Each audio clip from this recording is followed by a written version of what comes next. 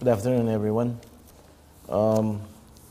As I was preparing my speech, I had to revise it several times because the topic that was given to me was maximizing the value from the NOC-IOC partnership.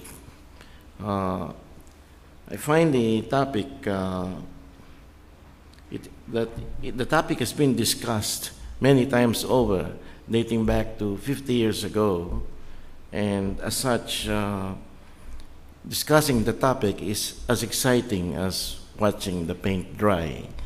Then the second part of my topic is that what lessons do we learn, does NOC can share, do we learn in its partnership from PNOC? If I may borrow a phrase from the biotechnology industry, PNOC has limited DNA relative to the other NOCs, and for whatever DNA we have yet to encode our genome, and I'm afraid to discover that its chromosomes are out of sequence. So the other daunting task is that I'm addressing a congregation that is not only intellectually savvy, knowledgeable, and more experienced in the industry, but also it has available to them at their fingertips extensive information on the industry. So I feel like preaching to the choir. And finally, I owe it to Terrapin, and for most of the people here who have traveled so many air miles, jet lag like me, I owe it to them to present a better offer than watching the latest flick on pay-per-view or watching the Wimbledon. So I said to myself, I will do something courageous and bold and do for shock effect, make some trends and predictions and takeaways that are directionally there, but not necessarily gospel truth, but some food for thought. They say that in Rome, do what the Romans do. And so here in London, let's be a bit English. For this occasion, I have selected three great Englishmen: the economist John Maynard Keynes, Winston Churchill, and William Shakespeare, whose collective articulations are my inspiration in bulletproofing some of my contentious theses. They said, I would rather be interesting and provocative than to be right. And the other one said, it's better to be partly right than to be precisely wrong. And Churchill said, if you fall, at least fall daringly. And the gentleman from Stratford-on-Avon, in one of his poems, said, the coward dies 1,000 times, but the valiant dies only once. So, here goes. Enjoy the trip with me. My outline would partly trace the genesis of the IOCs and NOCs, and then also discuss the developments relating to them, as well as the major factors affecting supply and demand of global energy. And finally, draw and conclude therefrom lessons and implications as my so-called food for thought as your takeaways. Now, the IOCs and NOCs. Oil was discovered in the 1500s in Louisiana and Ohio, and the very first oil well was done in 1859 by Edwin Drake in the USA, Pennsylvania, whose roots were Anglo-Saxon, i.e. English. Major strikes followed in Texas, Oklahoma, in the early 1900s. Thus, the American-English connection has been very strong in the formation of these initial companies. Expectedly, the majors are now dominated by the English and the Americans. Thereafter, the very first oil concessions were granted in Persia, which is now Iran, and the race for the Middle East was on. The IOCs were the very first to offer the twin resources of capital and technology in in exploring Middle East, and thus these were the very levers in their entry for the concessions. Once again, technology and capital. In 1951, Iran nationalized its oil industry, then controlled by the Anglo-Iranian Oil Company, which is now BP, and Iranian oil was subject to an international embargo. In an effort to bring back Iranian oil in the international markets, the U.S. State Department suggested the creation of a consortium, which is known as the Consortium of Iran, formed by the following companies, 7 of them: Anglo-Persian Oil Company, which is now BP; Gulf Oil, later acquired by Chevron and BP; Royal Dutch Shell; Standard Oil of California, which is now Chevron; Standard Oil of New Jersey, ExxonMobil; Standard Oil of New York, became Mobil until it was acquired by Exxon in 1999, and Texaco, which was later acquired by Chevron in 2001. The Italian businessman and member of the parliament, Enrico Mattei, lobbied membership for the entire oil companies to join the so-called Consortium of Iran. Having been rejected, he called the Seven Sisters. The Seven Sisters was a well-organized cartel, exerted power over third-world oil producers. So they were very powerful. They started as national oil companies and became the international oil companies.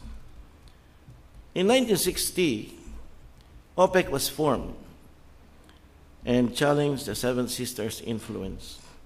The initial founding fathers of OPEC were the 5 countries: Saudi Arabia, Iran, Kuwait, Iraq, Venezuela, and having been founded in 60, from 61 to 2009, it became 12 countries. Today, OPEC controls about 30 million barrels of production per day, which is a big part, about 1/3 of the 89 to 90 million barrels per day being produced. At one point, the Seven Sisters controlled majority of oil production and reserves, up to 75%, until a wave of nationalism, thus the emergence of the state-owned companies, now NOCs. NOCs today control 52% of oil production and 88% of the global reserves. Meanwhile, the Seven Sisters merged, and the surviving companies were left to 4 or 5, if you will. The Seven Sisters, 2 were left from England, BP and Royal Dutch Shell, and 2 Americans, ExxonMobil and Petron. And some people want to include Total as one of the super majors, which were then the Seven Sisters. Meanwhile, the NOCs grew and have their own resources and were able to acquire some technology and gain influence and power. The Financial Times used to label them the new Seven Sisters. The new Seven Sisters being China Petroleum, Gazprom, National Iranian Oil Company, the 3Ps, Petrobras, PDVSA, Petronas, and Saudi Aramco. These are the 7 major big NOCs which behave like IOCs. There are actually 31 major NOCs. Trends and developments. Number 1, global population. The world population today is close to 6 billion, growing at 1.8% per year, or the addition of something like 280,000 people every year. And it's forecasted to grow to 9 billion by 2050. As we see population grow, energy demand will likewise grow. And the demand is exacerbated since the per capita demand will increase as and when people get wealth and thus standard of living. Each individual will use more oil. Next trend. The sovereign's common aspirations are what we call as the 5 S's, which is the energy mantra of PNOC. The 5 S's being source of energy, secured source of energy, stability of prices, self-sufficiency of supply, and sustained environment. In terms of crude oil reserves, 8 of the 10 largest crude oil reserves are OPEC countries: Saudi, Canada, Iran, Iraq, Kuwait, Venezuela, UAE, Russia, Libya, and Nigeria. Only 2 countries, Canada, the second one, and Russia, are non-OPEC. Half of the top producers are also non-OPEC, while the OPEC countries and Middle Eastern sit on the reserves. The producers, half of them are OPEC and half of them are non-OPEC. Russia being the biggest, Saudi Arabia, USA, Iran, China, Canada, Mexico, UAE, Brazil, and Kuwait. Meanwhile, the 5 largest consumers, only one is OPEC, Saudi Arabia, and the 9 others are the BRICS, which is the factor there is that huge population, and also the large OECD countries like Japan, USA, Germany, Korea, and Canada. The main levers of the IOCs were its technology and its wealth. How about the NOCs? Do they have the wealth? The top 10 sovereign wealth funds today are the following. All of them, except 2, are oil-related. The following are UAE, oil-related, China as well, Saudi Arabia, Norway. Singapore is an outlier. It is not oil-related. Russia, Kuwait, Hong Kong, another outlier, Libya, and Qatar. The point I'm making here is that these NOCs have the money. They are the 10 biggest sovereign wealth funds holder in the world. The 2 outliers are small island states, Hong Kong and Singapore, and they derive their wealth from services like financial services and trading and being a hub. Another trend, cheaper oil has peaked. I remember in 1973 when there was the Middle Eastern War and oil prices quadrupled from $3 to $12. You imagine oil at $3 and $4 and $12. That means the cost to produce is pretty much lower. Today, probably some pundits say that the cost to produce 1 barrel is around $50, $60, even $70. So oil has peaked, and what is meant by oil has peaked is that cheap oil has peaked. The new finds are now in harsh environments, in the Arctic, in accessible environments, in deep water, below seabeds, like the ones in Tupi, and they are squeezing tar sands, squeezing oil for tar sands. So the cost to produce in these new oil finds are very high. And so gone are the days when cheap oil is there. Environmental global warming, GHG emission, greenhouse gas emission, are issues. They are the battle cry of environmentalists and almost everyone, but unfortunately, compliance is largely via moral suasion. If you remember, there was this Kyoto Protocol where everyone almost promised and said they will reduce the greenhouse gas emission, and no less than the US, the biggest emitters of greenhouse gas, carbon dioxide, US, India, China, did not ratify. So it is all pledge and promises, but sadly, there is not one body in the world that could compel everyone to, or the promises to be met. The same thing for Copenhagen. There was a lot of failure. If ever, there are country legislations that compel countries to reduce greenhouse gas emission. Otherwise, people talk about motherhood and platitude about how to reduce greenhouse gas emission, but then again, compliance is simply moral suasion. Resource nationalism is gaining a lot of traction and currency. Sovereigns embrace ownership and are jealous when it comes to commodity resource ownership. In fact, the other new thing about resource nationalism is that there has been a lot of territorial disputes. One country claiming territorial dispute, particularly in areas in South China Sea where there is high prospectivity, the boundary near northern Japan. So there's a lot of territorial disputes. With those trends and with those developments, here are some takeaways which I would call some food for thought. Number one, the IOC's golden assets, their twin golden assets, technology and capital, they are being commoditized. In terms of technology, the traditional technology have been transferred to the NOCs.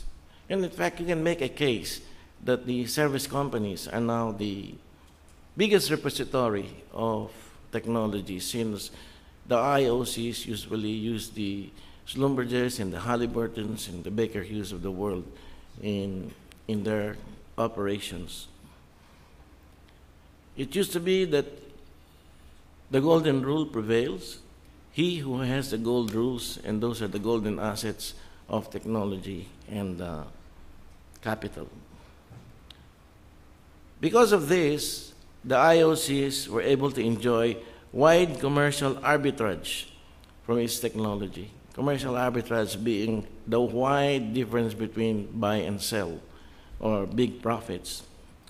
While IOCs continue to be repositories of technology and capital, slowly and surely, NOCs are acquiring these golden assets. Meanwhile, the top 10 sovereign wealth funds, the other golden asset of the IOCs, have now transferred or now bigger in these NOCs. Technology transfer by a partnership and information explosion. Everything is available by way of information through bits and digits, is already there. The NOCs, meanwhile, have an ace in the hole. They have the unique sustainable advantage because they have the reserves, which neither the service companies nor the IOCs have. So that is the main advantage.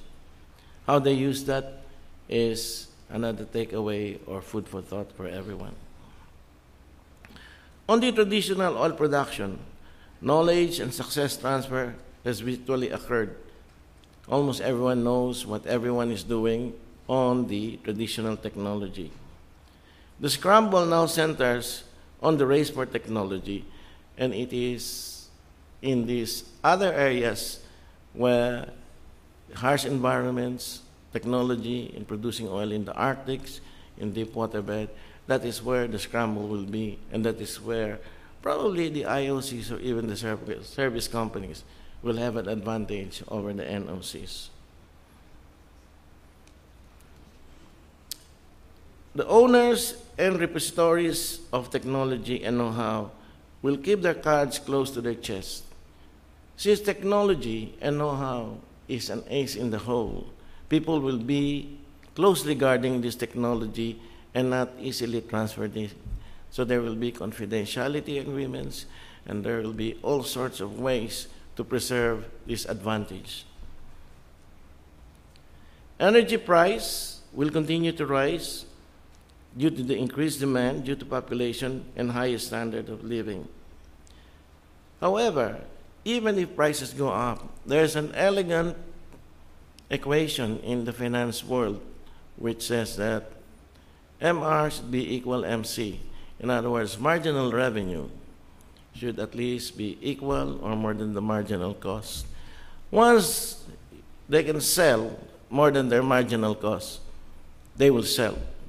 And they have a way, the producers will have a way of selling this because they will always find a buyer and they will always find profit to do it. Unfortunately, the buyers will necessarily buy because they have to exist or they have to continue their existence.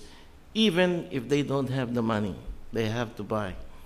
And this is an invention of the bankers called debt. They borrow to buy, and that is why we have this phenomenon of deficits. But buyers will continue to buy, and they will do it. Last 2 points is that there will always be marginal fields out there because of the increase of the prices, the fields that were abandoned by the majors. People are going back because there is a price arbitrage in doing so. Here is the bomb. The bomb is the so-called cooperation, collaboration, and trust between NOCs and IOCs is an oxymoron. If not, it is a mere aspiration. Buyers and sellers of services are in natural position of conflict of interest, and therefore they will always be conflicted. Rarely is there a commonality of interest, and if they claim to have common interests, they are in denial. Oftentimes, satisfying the interests of the buyer, i.e., security of supply, augurs well in satisfying the interests of the seller, i.e., security of demand. Note that these two interests are not common. They are different, but each one augurs one well for the other. In fact, they are largely and naturally directly in conflict. The only common factor for both parties in this situation is the satisfaction of their uncommon interests. The real challenge, therefore, in this relationship is to find the scenario and harp on this common satisfaction scenario. The second area of communication is compromise. One says, I want 100. He said, no, I'd get it for 80. They compromise at 90. It is not necessarily a win-win situation. It could be a win-lose or lose-win situation. But they have to compromise and put it together. And the most ideal situation, of course, is during good times, when both are doing extremely well, one can afford to offer to give in by way of accommodating the last party. Finally, the thing that is under our very nose that will become probably a third force is renewable energy. With the peak oil, with the expensive energy, renewable energy, I hope I will live to see the day when renewable energy, expensive as it is, will become at parity in terms of pricing with the fossil fuel. There are regimes in the world called FIT, feed-in tariff, wherein even if they're more expensive, the renewable energy is dispatched. Through innovation and economies of scale, hopefully renewable energy will come at parity, if not price superiority, to fossil fuel. Thank you very much.